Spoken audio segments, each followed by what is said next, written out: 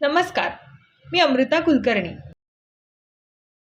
अधिक महिन्याप्रित्यर्थ विष्णूची स्तुती आणि आराधना यावरील विशेष श्लोक, विविध स्तोत्रे आणि मंत्र आपण या सिरीजमध्ये आता पाहत आहोत।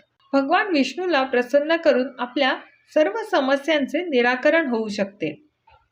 हे स्तुतिपर श्लोक आणि मंत्र यांचे नियमित पठण करून आपण विष्णूला किंवा आपल्या इप्सित देवतेला प्रसन्न करून घेऊ शकतो। श्री कृष्णाने भगवद्गीतेत सांगितल्यानुसार या संसारामध्ये जे काही घडते ती प्रत्येक गोष्ट भगवंताच्या कृपेने होते।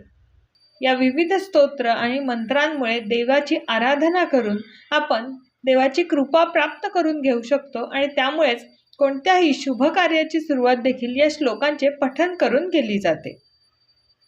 या व्हिडिओमध्ये आपण भगवान विष्णूची स्तुती करणारा एक श्लोक पाहूयात।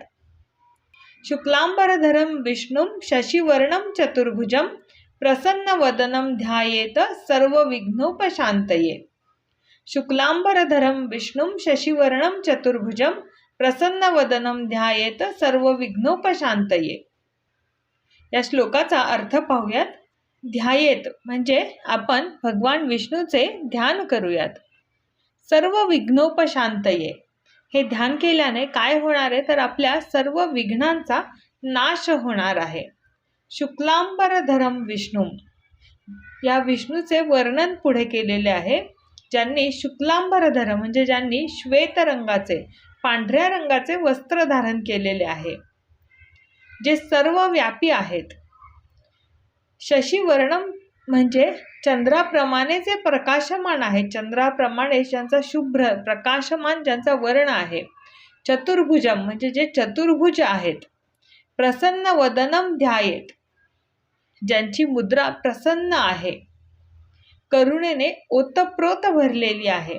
अशा या भगवान विष्णूंचे आपण स्मरण केल्याने सर्व विघ्नांचा नाश होऊ शकतो। आपण भगवान विष्णूंचे ध्यान करूयात, ज्याने आपल्या सर्व विघ्नांचा नाश होईल।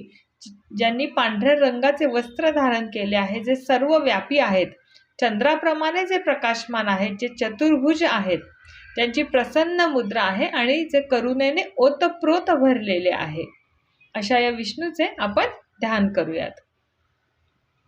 आजच्या या व्हिडिओमध्ये आपण शुक्लांबरधरं विष्णुं शशिवर्णं चतुर्भुजं प्रसन्नवदनं ध्यायेत सर्वविघ्नोपशान्तये हा विष्णू स्तुतीपर एक श्लोक पाहिला। पुढच्या व्हिडिओमध्ये आणखी काही इतर श्लोक पाहूयात।